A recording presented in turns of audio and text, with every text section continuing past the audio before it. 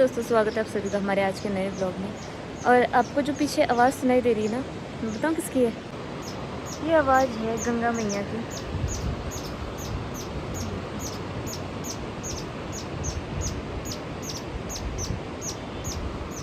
और आप लोग गैस कर सकते हो कि मैं अभी किधर हूँ? तो मैं आई हूँ उत्तरकाशी। इतनी सुंदर जगह है ना गाइस, इतनी सुंदर जगह।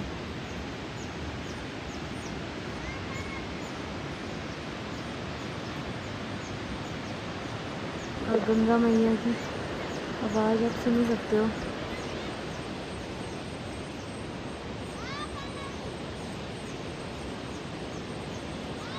ये उत्तरकाशी का मार्केट है पूरा बीच में।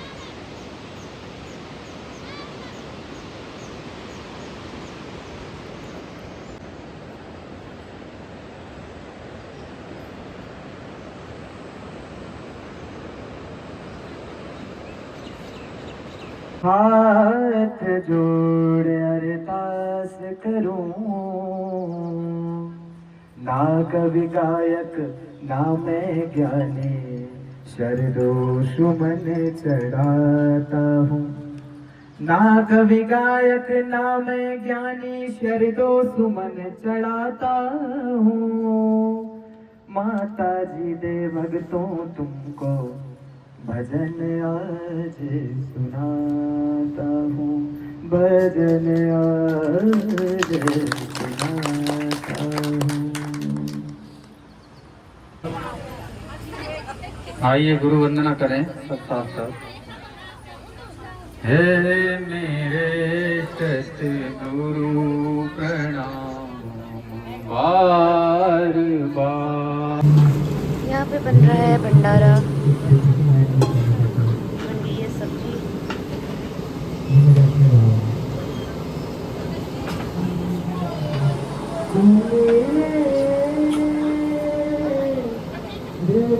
ये कौन सी सब्जी बन रही? चने की? राजमा बन गए थे। राजमा है। हाँ। और क्या क्या है? चावल है। अच्छा, अनार बनेगा बाद में। इसमें है सूखी सब्जी, वेज, मिक्स वेज। यहाँ बन रहा है।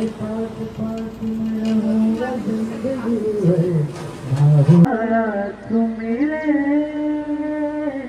देखिले और मिले तो क्या चाहिए। तो मिले देखिले और मिले तो क्या चाहिए। गुरुदेव भगवान, आप जब से मिले हो बस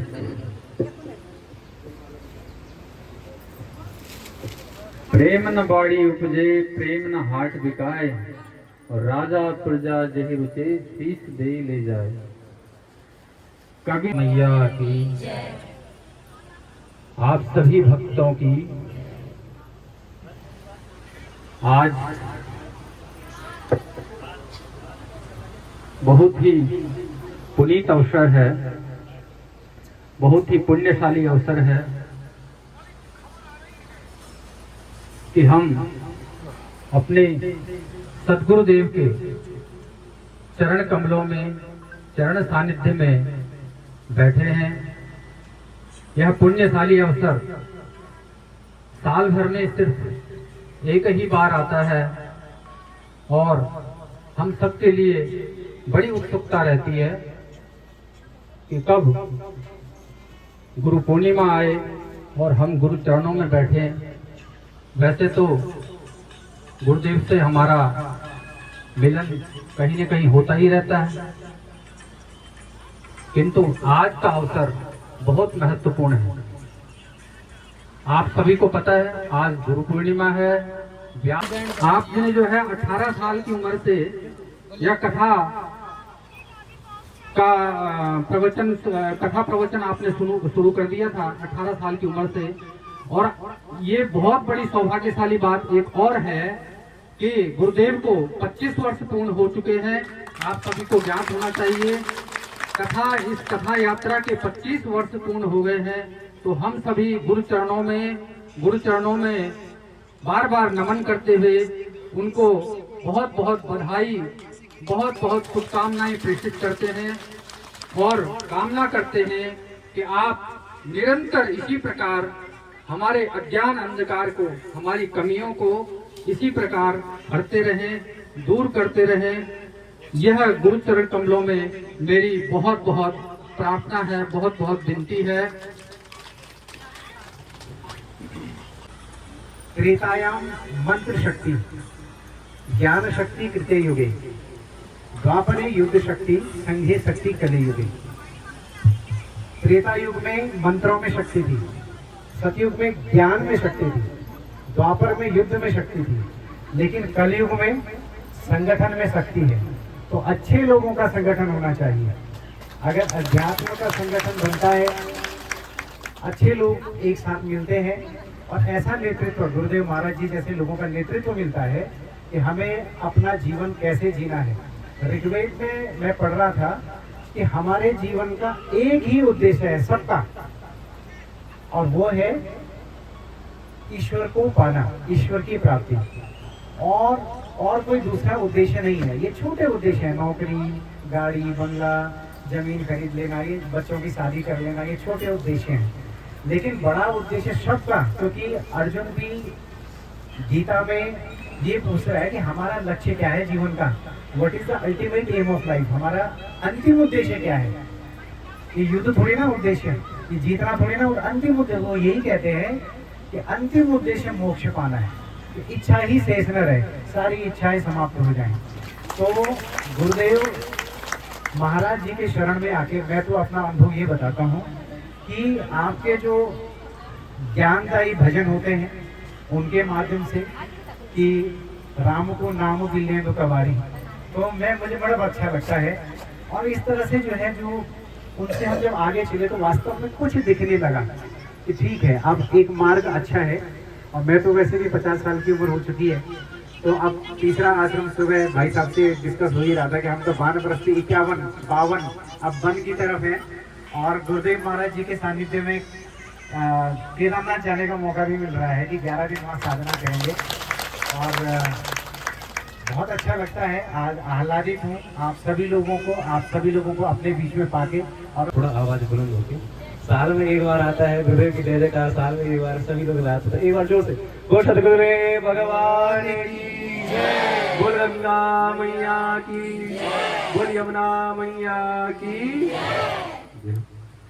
आज सर्वप्रथम सदगुरुदेव भगवान के श्री चरणों में कोटि कोटि प्रणाम। यहाँ पर उपस्थित सभी गुरु भाई गुरु बहनों के चरणों में कोटि कोटि प्रणाम। आज हम सभी का एक बहुत ही मूल्यवान दिवस है। ये एक हम पर्व के रूप में मनाते हैं, जिसे गुरु पूर्णिमा के रूप में। तो ये दिवस क्यों इतना श्रेष्ठ है या क्यों हमारे लिए इतना महत्वपूर्ण है, क्योंकि आज के दिन हम अपने गुरु के प्रति जो हमारी कृतज्ञता है, जो हमारे आशीष है, वो हम गुरु को समर्पित करते हैं। जैसे अभी कई लोगों ने, कई हमारे गुरु साथियों ने, कई ने भजन गाया, कईयों ने अपना वक्तव्य रखा। तो इस कारण हम क्या करते हैं, अपने गुरु के प्रति अपने भाव प्रकट करते हैं। पिछले वर्ष गुरुदेव ने गुरु पूर्णिमा के दिन एक बात कही थी कि हम 84 लाख योनियां भुगते हैं, तब जाके हम मनुष्य जीवन हमको प्राप्त होता है। तो गुरुदेव ने एक उदाहरण दिया था, जैसे ये सीढ़ियां हैं, तो ये सीढ़ियां क्या है, वो 84 लाख योनियां हैं। जब हम चले, जब अंतिम सीढ़ी है ये मनुष्य जीवन की सीढ़ी, अगर इसके ऊपर क्या जमी है, काई जमी है। ये भी फिसलने, जिससे फिसलते हैं वो काई जमी है। और वो काई किस चीज की है, काम, क्रोध, लोभ, मोह, ये जो माया है हमारी, इस चीज की वो काई जमी है। और इस काई को पार कौन कराएंगे, जैसे अगर कहीं फिसलदार होता है तो हम क्या करते हैं, पकड़ के चलते हैं कि गिर ना जाए, किसी का सहारा लेते हैं। तो वो सहारा हमारे जीवन के हमारे सदगुरुदेव भगवान होते हैं। एक छोटी सी कथा है, अगर आप थोड़ा समय का भी, मैं इस पर डूब रहा हूँ, कैसे मैं इस चीज से उभरूं। गुरु जी ने कहा कि एक काम करना, गुरुदेव ने उसको एक दिया दिया, दीपक, उस दीपक को देकर के गुरुदेव ने कहा कि इसको रात को जलाना और इस दीपक के सहारे जो सामने चोटी दिख रही है उसके शिखर तक पहुंचना। उसने कहा कि गुरुदेव ऐसा तो संभव नहीं है, सामने पर्वत तो मेरे को दिख नहीं रहा, दिन की बात करो तो हाँ मैं चले जाऊं, लेकिन इस दीपक के कारण कैसे, इसका तो थोड़ा सा प्रकाश है। गुरुदेव ने बोला तुम चलना, और उसने ऐसा ही किया। रात को वो उस दीपक के माध्यम से चलते रहा और चोटी तक पहुंच गया। वहां से वापस आया तो उसने कहा गुरुदेव मेरे तो अज्ञान था कि ये नेत्र है, मुझे ज्ञान दीजिए, क्या आपने इसका निर्णय क्या था, इसका कारण क्या था जी आपने मेरे को एक दीपक देके आगे भेजा।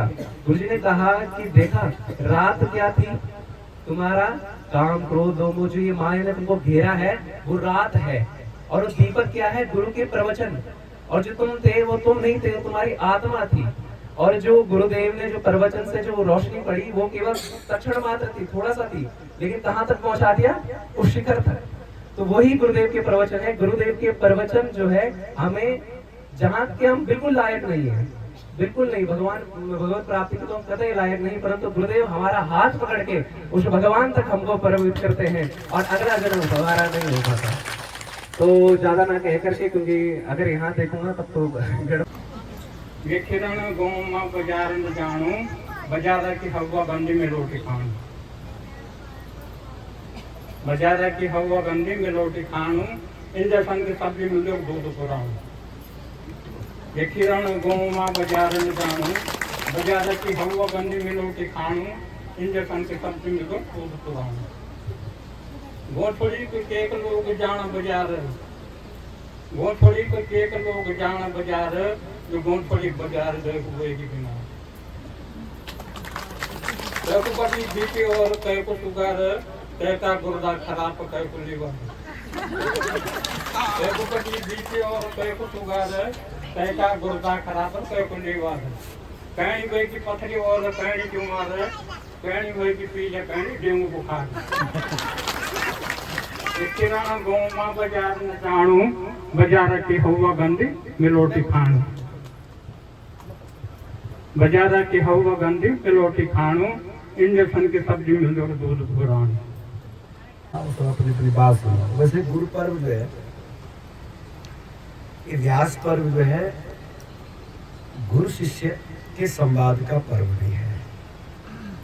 आपस में बैठे हम चर्चा करें, एक दूसरे की बात को समझें, आप हम कितने आगे बढ़े हैं, कितने कहाँ खड़े हैं, ये जानने के लिए कि भाई हम अगर हमने दीक्षा प्राप्त की है, यदि हमने कोई पथ पकड़ा है, कोई मार्ग पकड़ा है, तो तखियन किया जी जब दाखिल हुए नर्सरी में थे और 10 साल बाद में नर्सरी में पढ़े हैं।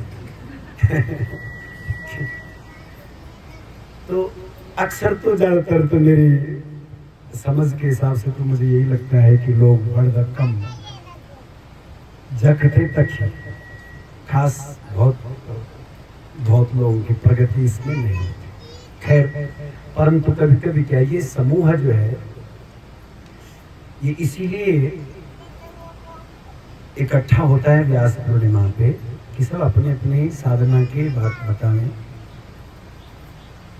और उसके बाद में सब बताएं अपनी दिनचर्या के विषय में कि हम क्या क्या करते हैं। नाम जप वगैरह जो मंत्र वगैरह आपको मिला है तो हम कितना करते हैं, क्या करते हैं। हो सकता है हमारे बीच में कोई बहुत अच्छा जातक हो सकता है हमारे बीच में कोई अच्छा बहुत ध्यान करने वाला हो, श्रवण करने वाला हो। तो क्या होता है कि हम जब उसको सुनते हैं तो अवश्य हमको प्रेरणा मिलती है, अच्छा क्यों तक यहाँ करें, हम भी करना। और एक पीड़ा जैसे संसार में हमारी रहती है कि फलाने ने इतना कर दिया और हम पछा रह गया। गाँव में ज़्यादातर कि हम पछे गया बेखर फोन अगर काम अगर हम थोड़ा 1-2 दिन पछा करेंगे और हम उस के अगल बगल पड़ोस में करेंगे, बेड़ खोल मत खोलो हम करेंगे, तो स्वाभाविक मन में एक बात होगी कि अरे हम पछे गया। मैं कहता हूं कि हर कार्य में हम ये कहते हैं कि हम पछे गए, हम पछे गए, हम पीछे रह गए, हम पीछे रह गए, हम पीछे रह गए, इसमें पीछे उसमें पीछे। कभी हमारे भीतर ये बात जरूर आएगी ऐसे समूह में जब हम चर्चा करेंगे और सुनेंगे एक दूसरे को तो मन में बात आएगी, अरे सब चीज में हम आगाह नहीं गया पर हम अपना भजन में पछे गया, हम सुमरन में पछे गया, हम भगवान को नौ जपन में पछे गया, क्योंकि इसमें तो हम पीछे रह गए, धर्म में पीछे रह गए। इसलिए ये समूह जो है संवाद का है। इसलिए मैं कहूँ आप सुनने के लिए आए हैं, ये तो रोज चल रही है। याद कथा 12 बजे तक पूरी हुई, वहाँ 12 बजे कल पूरी हुई, 12:15 बजे करीब और फिर उसके बाद में 1 बजे तक विदाई हुई। 1 बजे में वहाँ से आप लोगों के लिए चला और 1 बजे रात यहाँ पहुँचा। तो केवल मन में ये नहीं है कि कुछ आकांक्षाएं, कुछ इच्छाएं हैं, कोई कामनाएं हैं। मन में ये होता है कि चलो अब काफी समय से जब लोग सब जुड़ रहे हैं धीरे धीरे, क्योंकि यहाँ हमारे यहाँ सब धीरे धीरे जुड़ते हैं, यहाँ भीड़ नहीं लगती ऐसे, क्योंकि सब अपनी अपनी श्रद्धा से आए हैं। यहाँ किसी को व्यासपीठ से कहा नहीं गया होगा कि तुम दीक्षा ले लो। अगर किसी को कहा हो तो बताओ।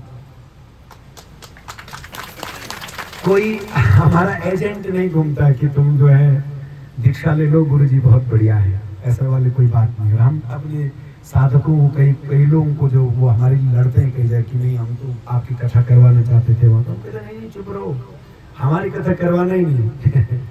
जखा मारो दाणु पानी हो तक हम दौड़ी जोना।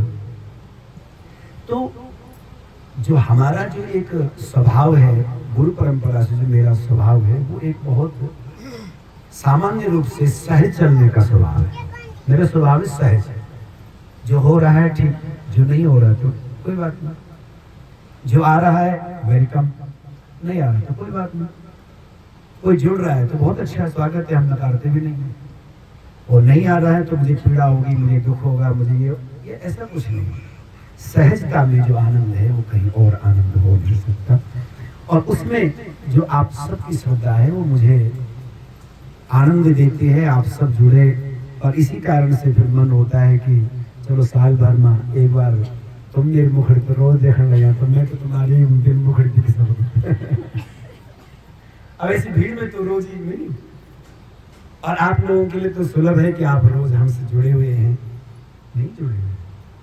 अरे ये न केवल प्रकार से आप सोशल मीडिया के माध्यम से थोड़ा आप यंत्र कोई इच्छा नहीं कि जो थोड़ा बहुत भी चलो मोबाइल वगैरह सामान्य मोबाइल चलाने बोलते, नाती पोता थे घर परिवार में संदीप ये सब चलाने वाला, तो वो सब दिखा देते, दादी है, माँ है, कुछ तो अगर वो नहीं चलाते ऐसा कोई एंड्रॉयड फोन, तो वो जरूर अपने बच्चों से, नाती पोतों से थोड़ा थोड़ा कभी न कभी उनका देख लेते होंगे, कोई भजन वगैरह सुन ले।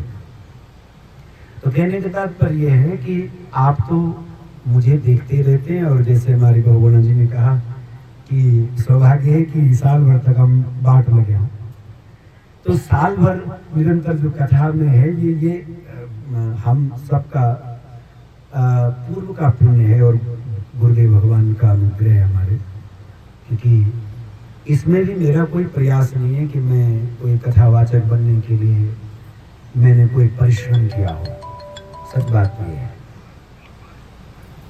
जैसे मैंने कहा कि ये सब सहज है, मेरी जिंदगी में जो कुछ है सब सहज है, सब हो रहा है और मैं उसको स्वीकार कर रहा हूँ। उसमें मेरा कोई किंचित मात्र भी प्रयास नहीं है, मैं उसको उस परमात्मा की विशेष कृपा मानता हूँ, उसकी आज्ञा मानता हूँ, और जो भी कुछ हो रहा है उसको स्वीकार करते आगे चलता हूँ। इसलिए मेरी जिंदगी में तो मैंने कभी कोई परिश्रम नहीं किया बहुत, ऐसा कि मैं ये बनूंगा, मैं ऐसा करूंगा तो मैं ऐसा होगा, ऐसा नहीं। ये सब पूर्व से है, हमारे पास जो भी प्रसाद रूप से है वो सब परमात्मा की कृपा से पूर्व से है। ये सब मेरे पिताजी का पुण्य है, ये मेरे सब दादाजी का पुण्य है, ये मेरे परदादा का पुण्य है। मेरे परदादा जो हैं वो बहुत अच्छे महापुरुष हुए, और जो मांडू सी अगवाड़ी जो गंगोटी बोलता पहले, गंगोटी बोलता आप लोग शायद कोई जान दो बोला गंगोटी, जब आज बड़ा बड़ा होटल बनी गया तो तेखला के सामने, और उससे पहले थोड़ा गंगोटी नीचे की तरफ। तो जो हमारे बूढ़ा जी थे परदादा जी, उन्होंने सुबह उठना और सुबह उठ करके वही गंगा जी किनारे जाना, वही जाना। मैं आपसे अपनी बात कर रहा हूँ, हाँ, क्योंकि आप अपने ही इसलिए आपको मेरा मूल भी पता होना चाहिए। हम किस मूल से हैं, हमारा मूल क्या है, कितना शुद्ध मूल है।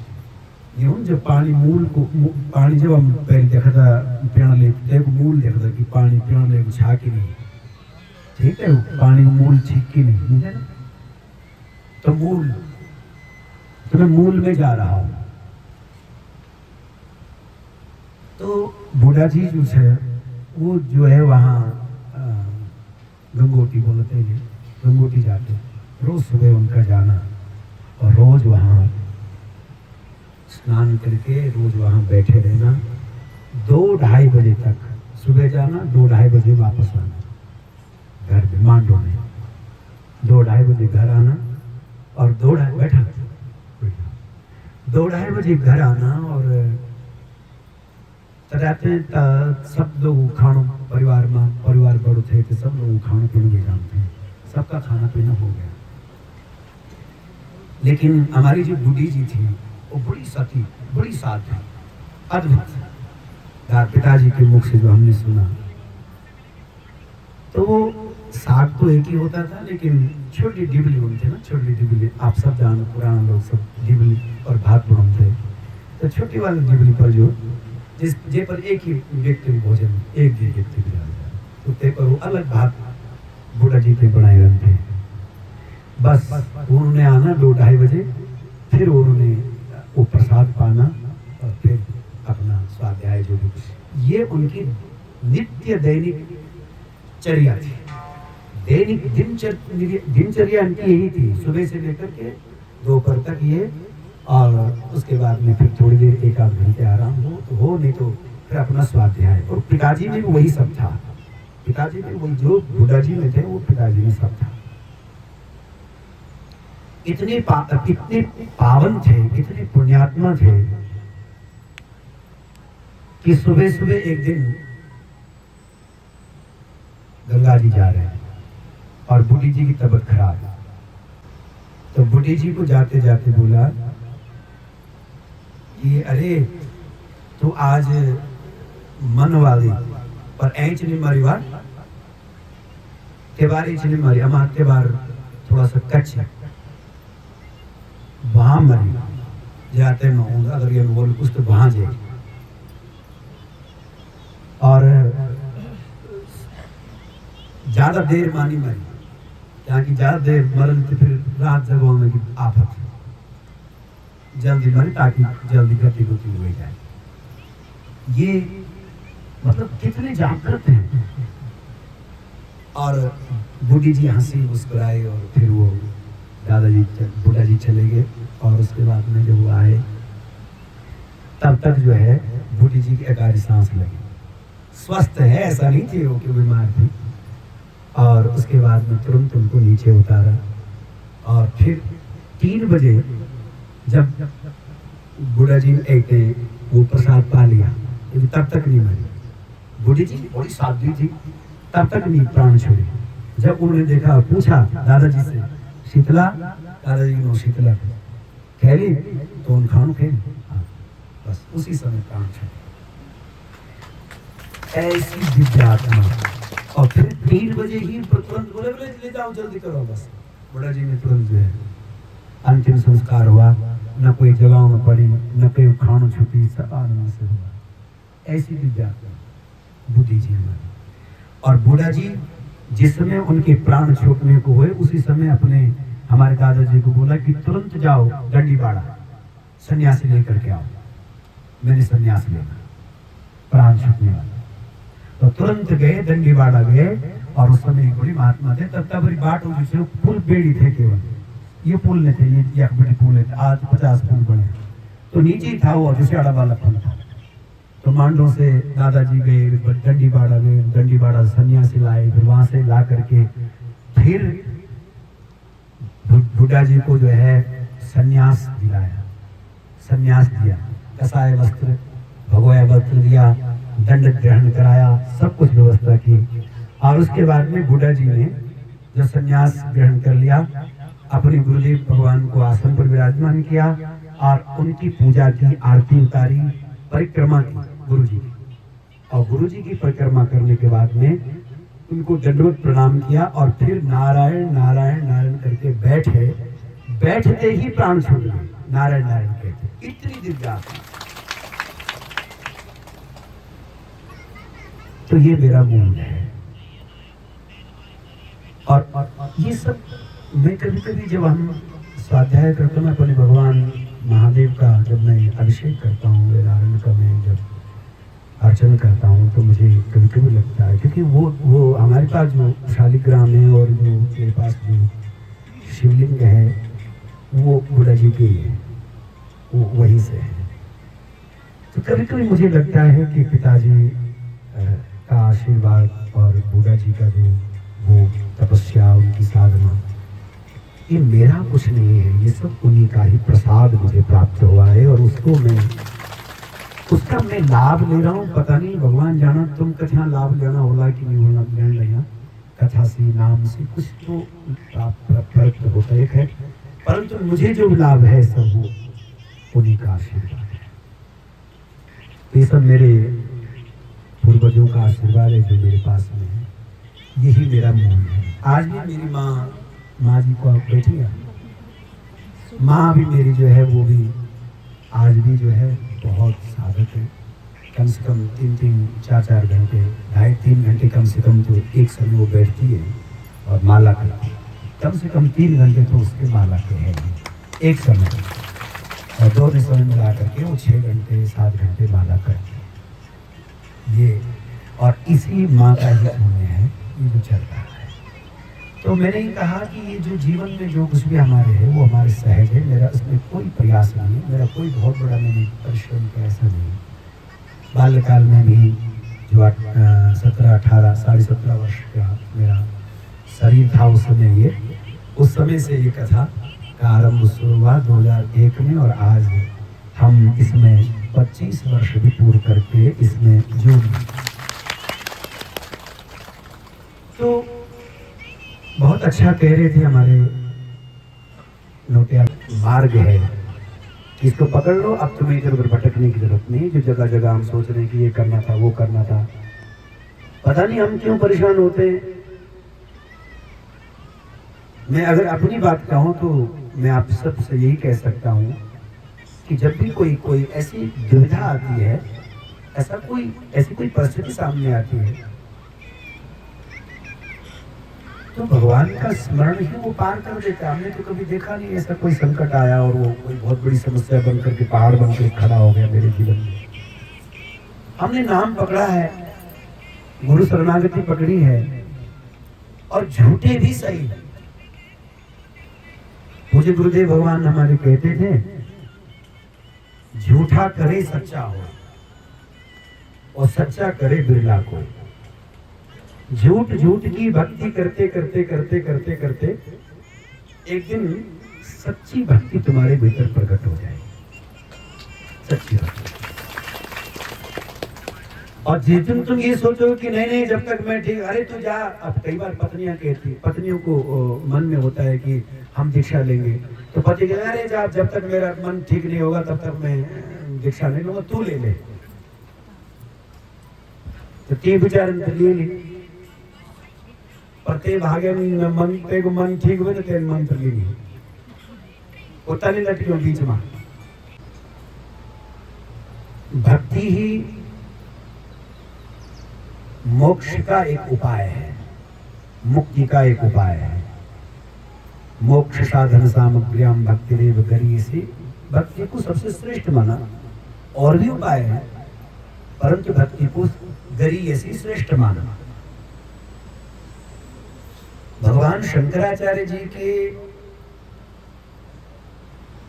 विचार में भक्ति क्या है?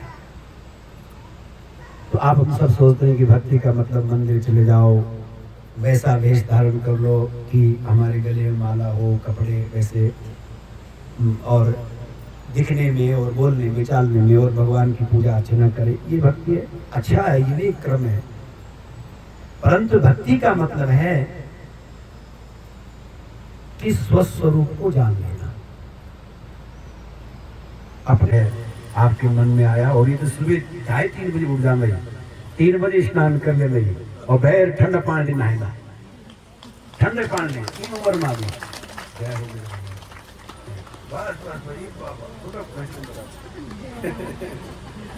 बहुत कुछ ने हमको गजारी उतार दिया ध्यान लगेगी।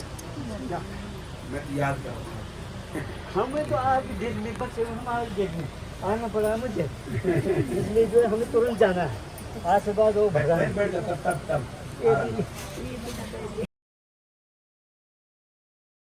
फूल गुरु के चरणों में फूल और कुछ नहीं है, सब फूल अभिलम, एकदम अभिलम। आप कट्टे बोलते रहो। बहुत प्रिय। उठो खड़े उठो, गुरु जी आशीर्वाद बाएं तरफ लो।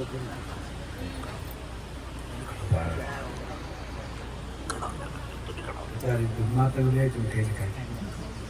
हाँ बहुत नहीं है, उन्होंने कहा चलो मेरे कुछ का नहीं है। माता मुझे ले आई। बिल्कुल, ये सच्चे तो यही है महाराज, ये सच्चे नहीं तो कुछ नहीं है आदमी का। ये सच्चे है बस। सब लोगों के लिए प्रणाम है जितने भी लोग हैं। गंगा मैया की जय, काशी विश्वनाथ की जय, गुरुदेव की जय, चारों धामों की जय, भैरवनाथ की जय, राजराजेश्वरी माता की जय, जनता जनार्दन की जय, जय गुरु।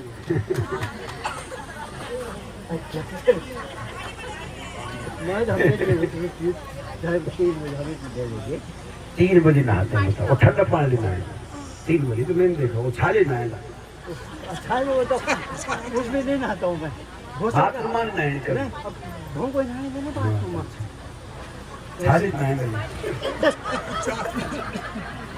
बस आपने हीटर में पानी गर्म किया और चर्च बह रहा है के बारे में और घर करके और 3 बजे नहाएगा।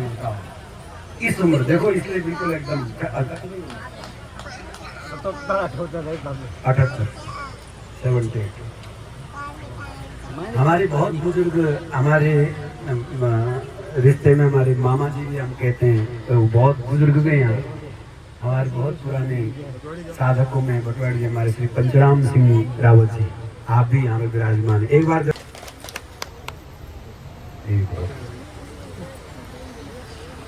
सबसे पहले 2001 में शायद मैंने कथा करी हुई बक्सारी चरिधार हमारो जो खुद बन गया हमारे फिर।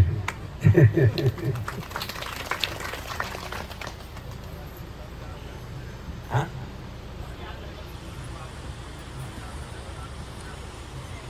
मेरे को याद है कि आपको बिल्कुल बहुत, परंतु कितना कठिन है कि अब वो मुझे बहुत सरल की चिंता मिटेगी, चिंता खत्म हुआ तो भगवान जाना, भगवान करा अपना हमारी चिंता फिर करो।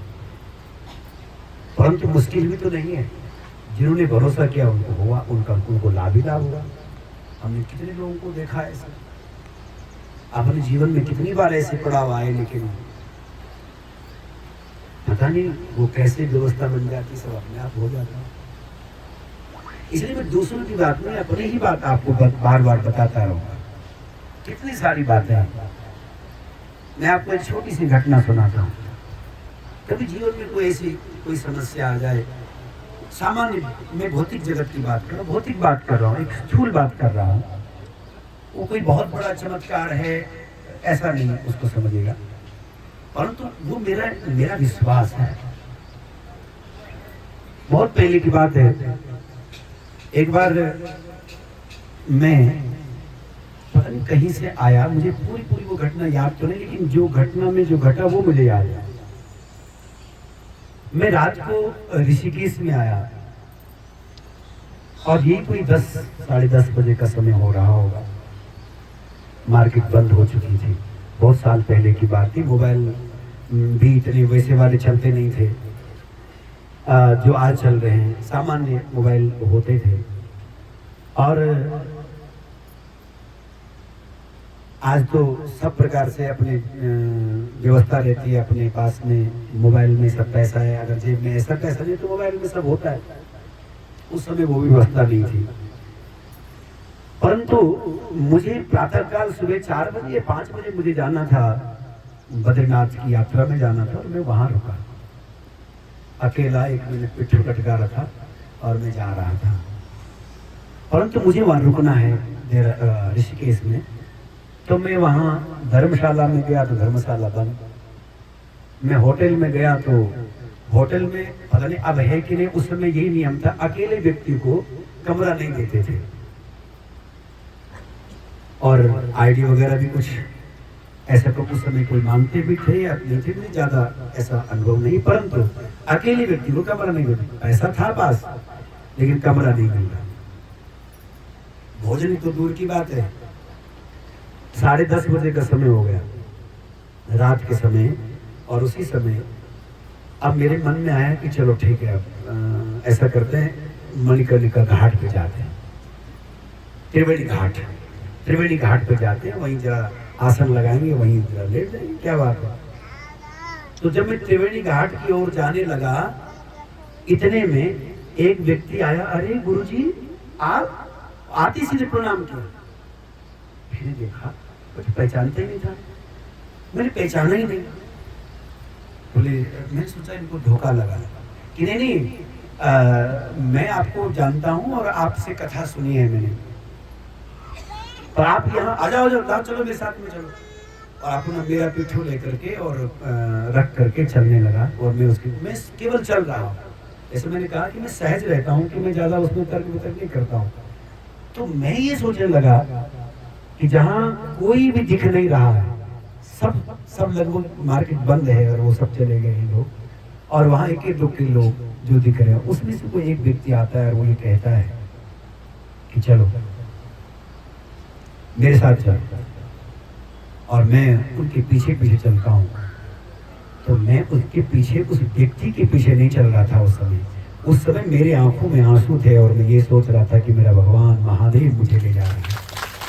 ये भगवान, ये उस समय की जो मेरी स्थिति में, उसको बखान नहीं कर सकता, उसको वर्णन नहीं कर सकता कि मैं, मेरी जो उस समय मनस्थिति थी, और मेरे पांव जमीन पर टिक नहीं रहे थे। उस व्यक्ति के पीछे जब मैं चल रहा था तो मेरे पांव ऐसे, जैसे भरत जी जब समझत रघुनाथ स्वभाव, तब पथ परत न पाइल पाओ। पांव जमीन पर पड़ते ही नहीं। जब भगवान का स्वभाव समझ में आता, अरे ठाकुर जी कितने करुणावान, तो मैं उनके पीछे पीछे चलता, और मैं उस समय यही सोचता कि ये तो चमत्कार है। आप आश्चर्य करेंगे, उस व्यक्ति को कौन प्रेरणा दे रहा है, उस व्यक्ति को कौन कह रहा है। आप आश्चर्य करेंगे कि उसके घर की व्यवस्था ये नहीं हो कि वो उसको घर में फोन करे, घर वालों को बोले कि तुरंत जो है तुम भोजन बनाओ। उसको पता है कि मेरी धर्मपत्नी से भोजन नहीं बनता, फिर भी वो किसी को घर लेकर के जा रहा है, और खुद जो है नहा करके भोजन बना रहा है। इसका मतलब ये उसकी वक्स की बात नहीं थी, उसको किसी ने फोर्स किया, और कोई और नहीं, वो भगवान ठाकुर जी होते। तो क्यों चिंता करता है?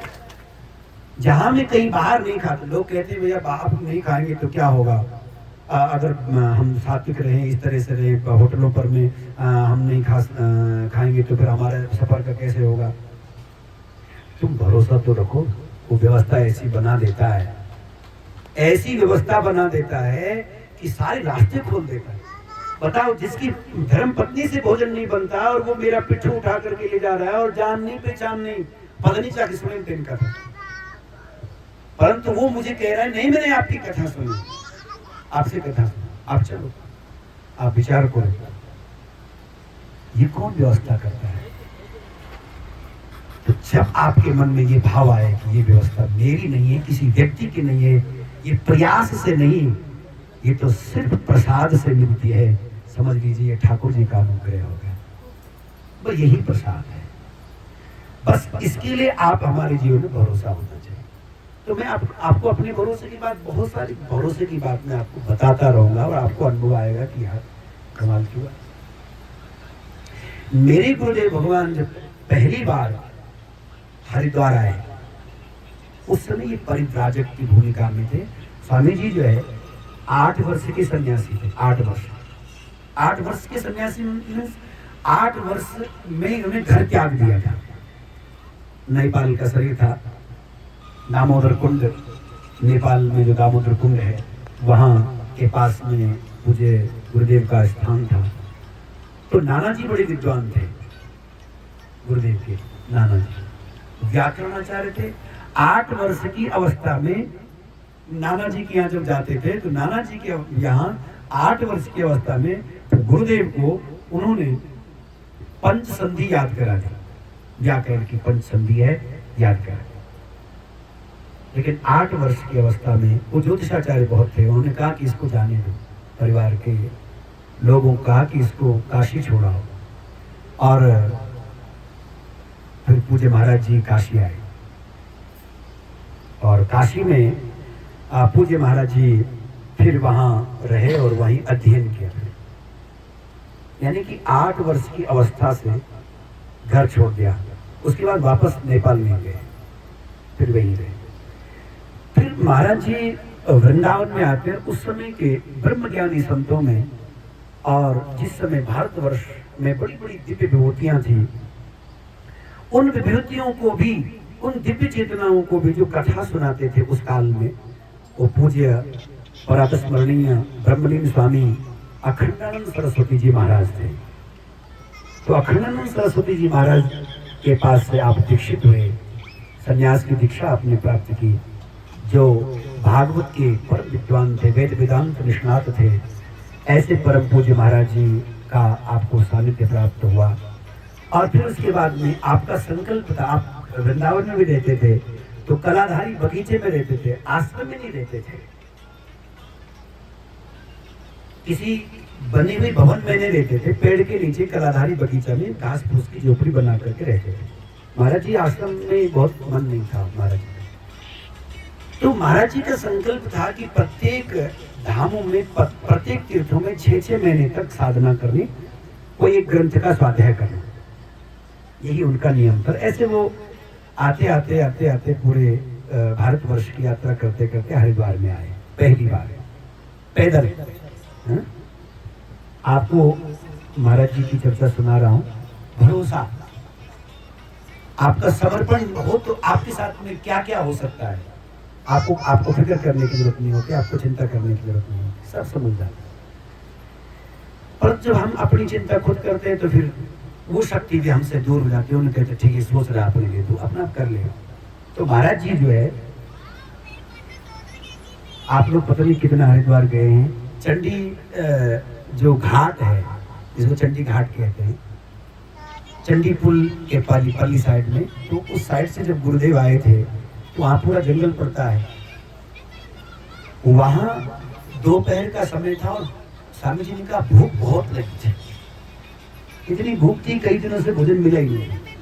गंगा के किनारे आए और जंगल था, प्रणाम करके गंगा जी को जलपान करके बैठे जंगल के बीच में, उसको हम चीला जंगल भी कहते हैं वहाँ उस क्षेत्र को। तो वहाँ महाराज जी बैठे और बैठे अपना भजन कर रहे थे, स्वाध्याय कर रहे थे, ऐसे बैठे बैठे। महाराज जी को मैंने ज्यादा, जहाँ तक मैं स्वामी जी के साथ में उनको लेटे हुए नहीं देखा, स्वामी जी को लेटे हुए नहीं देखा, वो हमेशा बैठे रहते थे। रात को भी अगर उनको देखोगे तो बैठे रहे, बैठे। तो स्वामी जी बैठे हुए हैं और जैसे ही बैठे थे उसी समय भूख बहुत लगी है।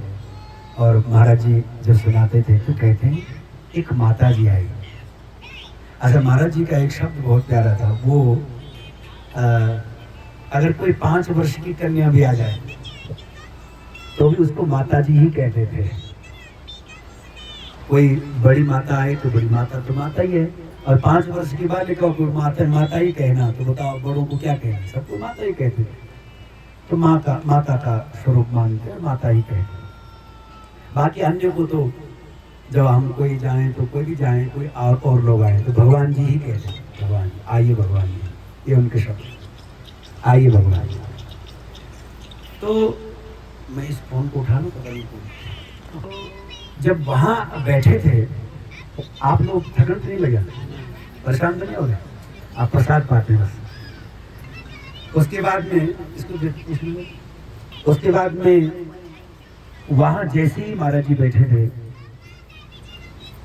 उसी समय वहां एक सफेद साड़ी में एक माता जी आई। थाल भरा हुआ है, पूरी, कचौड़ी, छोले, हलवा, खीर, ये सब भरे हुए, और ढक करके पत्थर से और ला करके महाराज जी को सामने रखा। बोले महात्मा भोजन पा। महात्मा को देखा, महाराज जी ने भोजन पाया। बाबा लोग बड़े मस्त होते हैं, उन्हें तब देखना है कि पहले जो चीज सामने आया उसको पा लो पहले। तो बड़े आनंद से उस प्रसाद को पाया। प्रसाद पाने के बाद में जब इधर उधर देखा तो माता जी गायब है, वो दिखी नहीं, माता जी का दर्शन नहीं हुआ। फिर थोड़ा सा मन में हुआ, वैसे वो चमत्कार मानने वालों में महात्मा नहीं थे। महाराज जी ने देखा कि आसपास कोई कुटियां थी, नहीं थी, कुछ भी नहीं था। वो कहाँ से आई, किधर गई, राम जाने, लेकिन वो आकर के भोजन प्रसाद पवा गई, पेट की छड़ा मिट गई। तब गुरुदेव कहा करते थे वो कोई और नहीं थे, क्योंकि पहली बार में हरिद्वार में गंगा के तट पर आया था, इसलिए साक्षात माँ गंगा आई। माँ गंगा ने साक्षात दर्शन दिया है, और गंगा जी ने आकर के साक्षात भोजन प्रसाद पवाया है। फिर महाराज जी फिर हरिद्वार को छोड़ करके, कि जब गंगा जी सब कुछ देती है, जब जानते नहीं है तब दे रही है, तो फिर तो वो देंगी। तो ये सब घटनाएं हैं, केवल विश्वास। और मैं तो कई बार शायद मैंने सुनाया हो आपको कभी, धराली से यहाँ कौन है, ये लड़की धराली से आप भी हैं। धराली में मैंने पहली बार कथा की शांति पवार जी के यहाँ। तो जब मैंने पहली बार वहाँ कथा की तो बड़ा आश्चर्य का एक दृश्य था मेरे सामने। आपको शायद मैंने कल बताया हो कि कथा का चौथा पांचवा दिन था, और व्यासपीठ अलग होती है और जो यज्ञ मंडप अलग होता है। तो वहाँ थात जहाँ चौक है उनकी, वहाँ व्यासपीठ थी।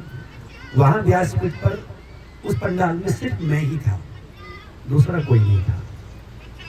क्योंकि घटना दूसरों के, दो लोगों के साथ नहीं घटती। कोई बात अगर कुछ विलक्षण होनी, कुछ अलग घटना होने को होती है, तो वहाँ जन शून्य तो होता है, वहाँ कोई और नहीं हो सकता। यही सब घटना वहाँ पर हुई। और जब मैं वहाँ पर बैठा था, तकरीबन 10:30 का समय था, सुबह के समय 10:30 11 का समय था, और मैं मूल पारायण की सेवा वहाँ कर रहा था। उस समय वहाँ अकेला बैठा था, और उसी समय एक माता जी आई, सफ़ेद साड़ी में ही थी, बूढ़ी माता थी, और वो परिक्रमा करती हैं और प्रणाम करके फिर फूल, पत्नी कावड़ फूल निकालते हैं और बड़े प्रेम से उन्हें चढ़ाया। और उसके बाद में मेरी बगल में वो कमर भी ठीक से सीधा खड़ा नहीं कर पाती थी, और फिर अपने पागड़े को ठीक करके या कुछ जो भी उनका पहन रखा था, लेकिन कपड़े सफ़ेद थे, और वो सीधी खड़ी हुई। तो वहाँ की तखरी भाषा में, तखरी बोली में बोलने लगी, तुम्हारी कथा सुनने आई मैं। अच्छा, 5 किलोमीटर पैदल आती हूँ रोज, 5 किलोमीटर पैदल आती हूँ, पैदल जाती हूँ। बाबा यहाँ उन एक दो का नाम लिया कि यहाँ वो भी कथा करने आए, वो भी कथा, जो यहाँ के चर्चित लोग हैं वो भी कथा आए, मैं आए, वो भी कथा। पर जो उन्होंने बात कही वो बड़ी महत्व की। वो कहते, वो माता जी, कि तुम्हारा जो कथा का क्रम है, बड़ी विचित्र बात है। क्रम सबको पता है, क्रम का विषय क्या पता है, क्रम क्या होता है। इतनी बूढ़ी माता, 80 वर्ष की कोई माँ होगी, और उसको कथा का क्रम क्या पता।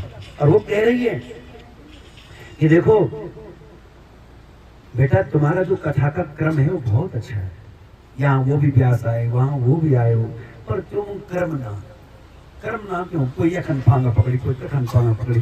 तो बेटा ये क्रम बनी रखे, इस क्रम को बने। क्रम मतलब सीरियल, कथा का एक जैसा, ये कथा हुई, इसके बाद ये कथा, इसके बाद ये कथा, फिर कथा को पकड़ करके रखना, मूल विषय को पकड़ करके रखना कि भाई मैं क्या कह रहा हूँ। पता चला कि अखंड है कि जगह नहीं, वो है कि जगह, 3 धारा पता नहीं चली कि कख नहीं, वापस ही आए तो जब व्यास ही नहीं आए वापस तो फिर वक्ता के सब श्रोता कैसे आएंगे जी? पेरिग्रिम स्थिर श्रोताओं की तो हालत हम जानते हैं, वो कहाँ स्थिर हो गए, तो वक्ता ही स्थिर नहीं। तो वो कहते कि क्रम बहुत अच्छा था। तो मैंने कहा कि अच्छा, ज्यादा मैंने बोला नहीं, पाठ कर रहा था तो मैं ज्यादा सुबह नहीं बोलता उस समय। तो उन्होंने कहा कि मैं हाँ करता रहा। उन्होंने कहा मैं रोज भागवत पढ़ती हूँ, रोज भागवत पढ़ती हूँ, खुद पढ़ती हूँ भागवत। तभी मेरे दिमाग में नहीं आया कि रोज पढ़ती है भागवत, पढ़ी लिखी माता है, कि मैं कुछ बात करूँ। दिमाग में नहीं, सोचिए हाँ कर लेंगे, हाँ काल कर जाना, ये ना दिन काल ऐसे ही कर रहा था। हाँ अच्छा बहुत अच्छा। तो यही सब हो रहा था। और उसके बाद में वो चली गई। मैंने कहा आप कथा करते हैं? हाँ कथा। तो जब वो चली गई कि अच्छा मैं फलार कर, तो मैं भी थोड़ी देर बाद उतर गया। तो न मैंने किसी से बात की, लेकिन मेरे मन में पता नहीं क्या हुआ, कथा शुरू हुई तो मेरे मन में हुआ कि मैं उस माता को देखूं कहाँ बैठी है। तो मैंने उसको देखा पब्लिक में, लेकिन मुझे वो माता दिखाई नहीं जो कह रही कि मैं रोज कथा सुन हूँ, वो दिखने नहीं लगी। वो कहाँ है? तो वो चारों ओर जब मैं देखा, और उसके बाद भी आरती के बाद भी मैंने ध्यान रखा नहीं। तो फिर मैंने शायद मैंने उसी दिन या दूसरे दिन किसी से पूछा हो कि कोई माता यहाँ 5 किलोमीटर से रोज आती है क्या? ऐसा कोई माता नहीं कि जो पढ़ी लिखी हो और नित्य जो है भागवत पढ़ती हो और इस तरह से पैदल आती हो। हमारे तो बस लाई, वहाँ के लोग तो बस लगाते हैं, सुखी तक के लिए बस लग जाती है। तो ऐसा कौन होता है? वो कहती मैं पैदल आती हूँ। तो खैर बात ये हुई कि फिर मुझे उसका पता नहीं चला। फिर बाद में फिर मैंने वहाँ के लोगों को पूछा, कई लोग जो थे उनको मैंने कोई ऐसी कोई माता है आसपास की कि जो पढ़ी लिखी हो और वो भागवत पढ़ती हो, स्वाध्याय कर, थोड़ा वृद्ध शरीर है और इस तरह की। उन्होंने कहा नहीं ऐसा तो कोई नहीं। फिर किसी एक दिन मैंने किसी महात्मा से, किसी साधक से मैंने बात की, तो कहते अरे आपको नहीं पता, वो कोई और थोड़ी थी, वो तो साक्षात माँ गंगा जी थी। तो ये शायद हमारी मन गढ़ंत कहानी हो सकती है, कुछ भी हो सकता है, लेकिन कोई मुझे प्रेरणा दे गया कि क्रम को बना करके रखना, कोई मुझे मार्गदर्शन दे गया। और उस इलाके में जहाँ इतनी अवस्था की तो कोई माता ऐसे पढ़ी लिखी तो शायद उस समय की नहीं रही होगी, परंतु वो नित्य स्वाध्याय करती है भाग। ओम हरि ओम मा पवित्रः पवित्रो वा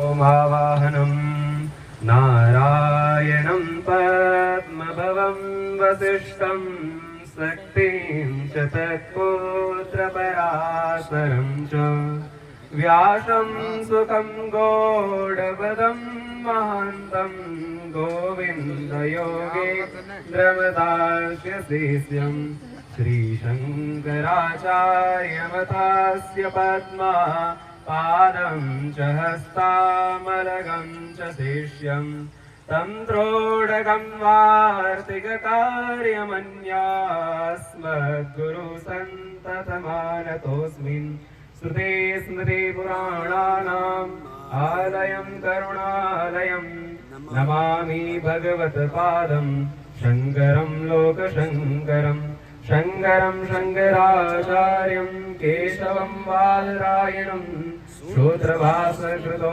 वन्दे भगवन्तो पुनः पुनः ईश्वरो गुरुरात्मेते मूर्तिभेदाविभागिने व्योमवद्व्यापदेहाय तस्मै श्रीगुरुमूर्तये नमः। ओम आवाहनं समर्पयामि श्री गुरुचरणकमलेभ्यो नमः। आसनं समर्पयामि श्री गुरुचरणकमलेभ्यो नमः। आसनं समर्पयामि श्री गुरुचरणकमलेभ्यो नमः।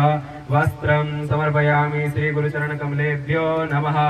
अक्षतां समर्पयामि श्री गुरुचरणकमलेभ्यो नमः। पुष्पं समर्पयामि श्री गुरुचरणकमलेभ्यो नमः। धूपं समर्पयामि श्री गुरुचरणकमलेभ्यो नमः। आचमनीं समर्पयामि श्री गुरुचरणकमलेभ्यो नमः। नैवेद्यं समर्पयामि श्री गुरुचरणकमलेभ्यो नमः। आचमनीं समर्पयामि श्री गुरुचरणकमलेभ्यो नमः। श्रीफलं समर्पयामि श्री गुरुचरणकमलेभ्यो नमः। ओम आरतिक्यम्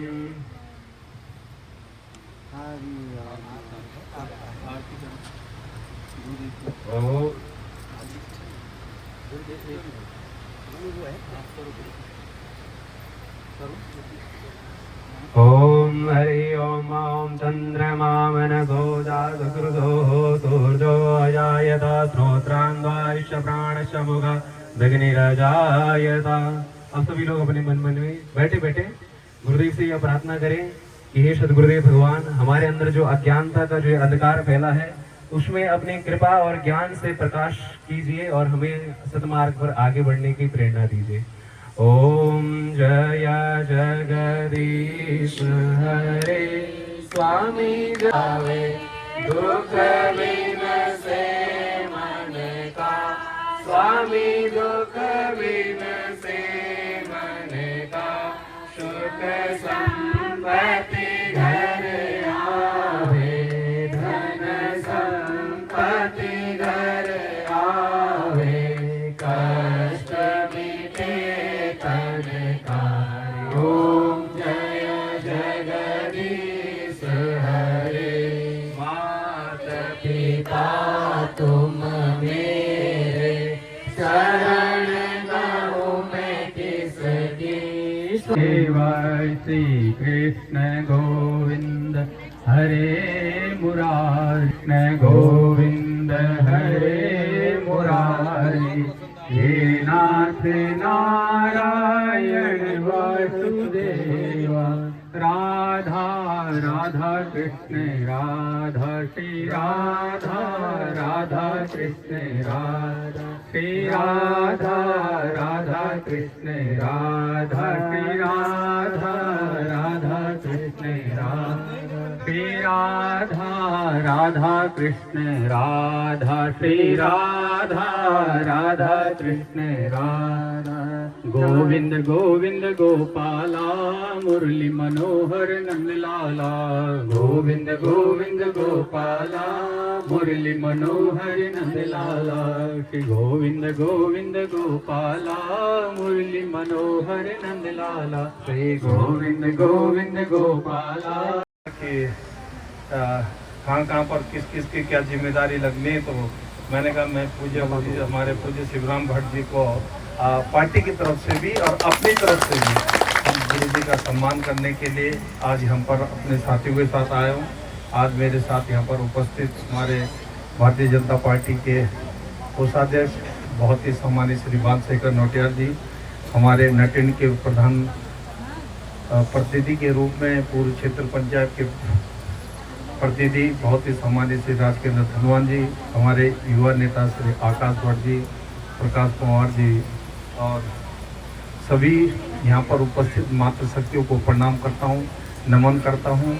और आज गुरुजी जिस ढंग से ये तो हर वर्ष गुरुजी के का ये गुरु पूर्णिमा कार्यक्रम चलता रहता है। और सब श्रद्धालु लोग जो हमारे दूर दूर से हमारे भक्तों गुरुजी के जितने भी गुरुजी के प्रति जिनकी श्रद्धा और भाव रहती है, क्योंकि बिना गुरु के जीवन में जीवन व्यर्थ है, क्योंकि गुरुजी का जो ज्ञान गुरुजी का ज्ञान के बिना गुरु के बिना हम सब लोग अधूरे हैं। और जब गुरुजी हरे हरे बोले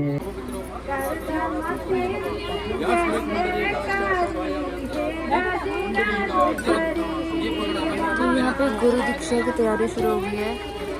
यहाँ पे जो बैठे हैं सब गुरु दीक्षा लेने वाले हैं।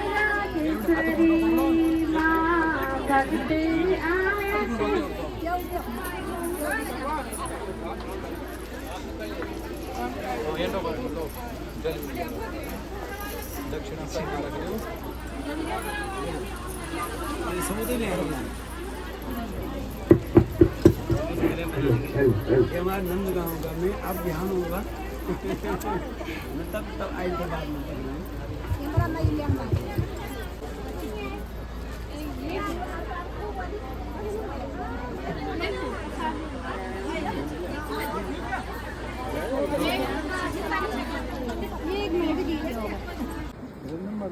कल से आ रहा था क्या नंबर कल से शिष्य का ये दूसरा शिष्य का।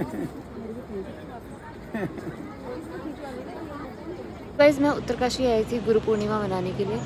और इतना अच्छा आज का प्रोग्राम रहा ना। मेरा मतलब 3 साल से मुझे था कि मुझे गुरु पूर्णिमा में जाना है, जब से मैंने दीक्षा ली थी। तो आज फाइनली मैं उत्तरकाशी आ ही गई कल रात गुरुजी के साथ। और आज इतना अच्छा प्रोग्राम हुआ, कार्यक्रम गुरु पूर्णिमा का। और फिर ना भंडारा वगैरह हुआ, वो सब मैं रिकॉर्ड नहीं कर पाई क्योंकि मैं इतना ज़्यादा थक गई थी, पता नहीं क्यों थक गई मैं इतना। तो मैं ना फिर फ़ोन में भी मेरे चार्ज बिल्कुल ख़त्म हो गया, तो फ़ोन चार्ज पे लगा के और मैं सीधे खा पी के सो गई, मतलब भंडारा पा के मैं सो गई सीधे। फिर मैं अभी थोड़ी देर पहले ही उठ चुकी हूँ। तो दोस्तों आज के ब्लॉग को यही एंड करते हैं, मिलते हैं आपसे कल नई वीडियो के साथ। तो कैसा लगा आपको आज का वीडियो, प्लीज़ कमेंट करके ज़रूर बताएं।